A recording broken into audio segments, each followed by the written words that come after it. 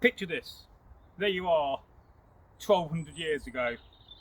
You may be a Norse farmer or an Anglo-Saxon farmer, and you're on the land, you're tending your crops, but today something different has happened.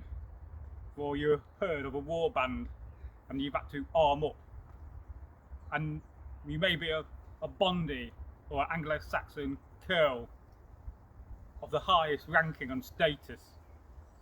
Soon your status will be too high for that rank and you will move up. You'll become a housecarl, a house guard.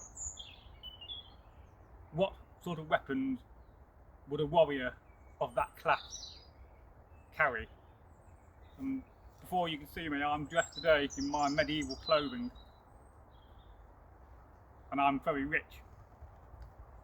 I have a sword, a sax, a sharp sax to eat my dinner. I've got an axe, just in case, and a spare knife, because you never know. But I'm very high ranking.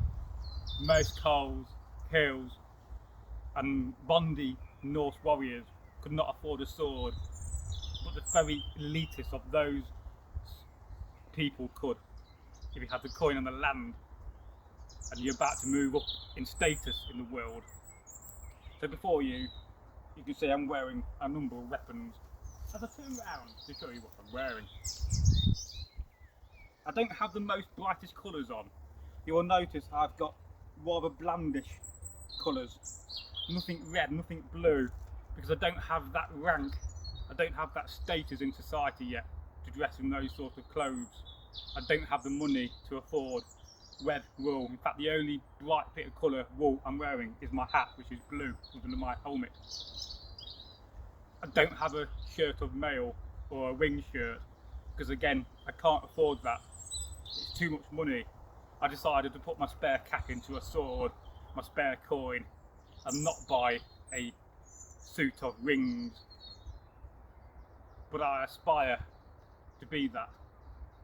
And this must look quite menacing, especially to the lower classes.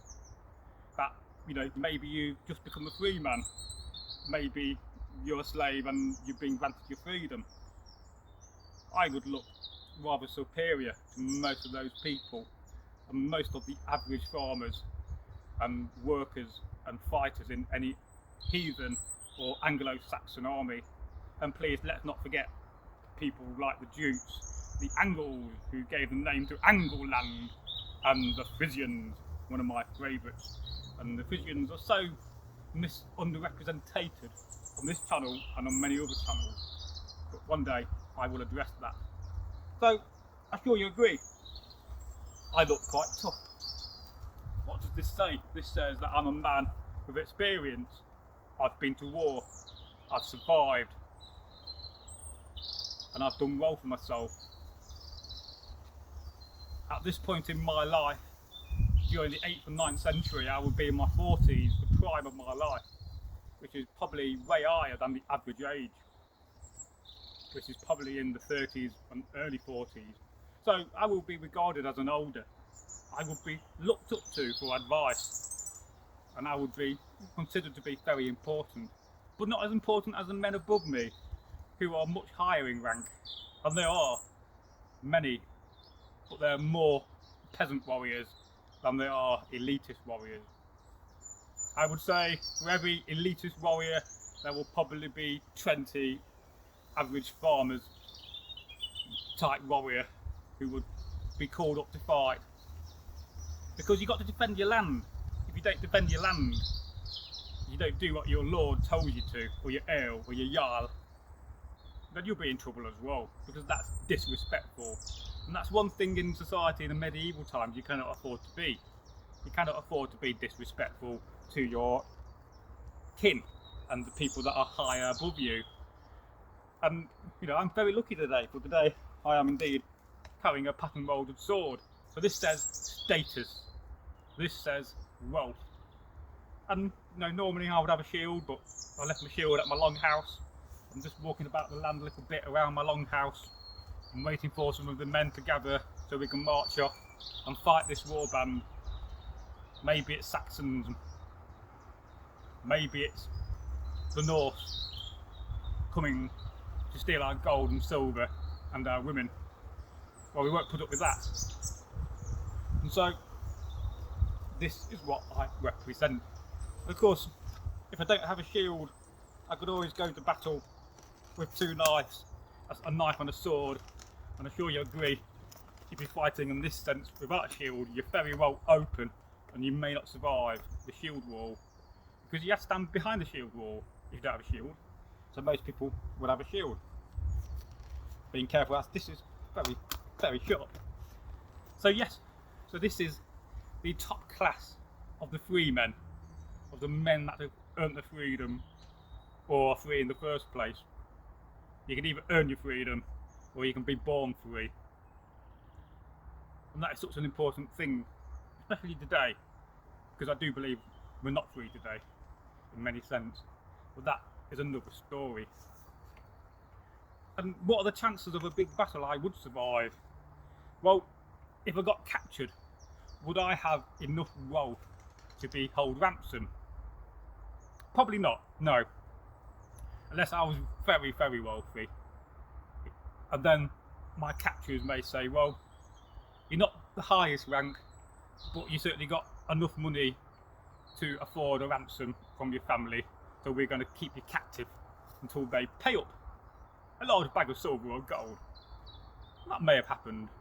Or I may have just been executed, you know, a sword in the back, weapons stripped, because they were the most important things I carried.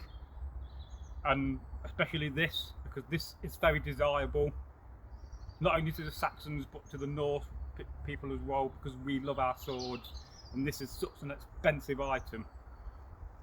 As a Saxon or a Norse warrior, I could sell this and buy a nice piece of land, but then I'm down to an axe, I'm down to a sax to defend myself. So this, when somebody sees me fighting with this will scare people. This is menacing, this is deadly and brutal. Limbs flying, bodies all over the floor, fields of blood, ravens in the sky, waiting to peck the flesh of the dead. But what do you think? What do you think my clothing fundamentally says?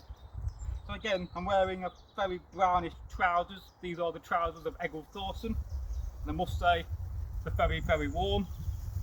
I'm wearing two tunics or ceorl, which I've made myself over the years, linen and wool, but they're very pale colours. But I do have a little bit of decoration around the edge, but it doesn't quite denote my wealth.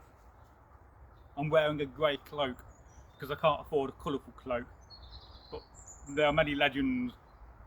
You could call me Braggy Grey Cloak. Perhaps back in the day, if I wore this a lot, that may have been my name or nickname, because not only the Saxons but the Norse were very familiar and happy to give people nicknames. Either the Boneless, for instance, Ragnar Hairy Breeches. It is a very old tradition, which still continues today. I've had many nicknames in the modern world, from pandemonium to psychedelic, but that's another story. So yes, and let's have a close-up of this sword. And that is such a superb bit of kit and very expensive. You won't get one of them for less than £2,000 to £3,000, believe it or not. But you always got to make sure when you put it away that you look at the scabbard. It's very difficult to put a sword away without looking. So yes, a wealthy man, moving up in rank, and if I carry on, maybe in 10 or 20 years I could end up being a huscarl or even a earl, because in those society anybody could go up in rank if you had the determination, the money and the respect from the people you fought with. And if people respected you, they would want you to be a leader of men. But what do you think? Let me know in the comments below. Viking or Viking.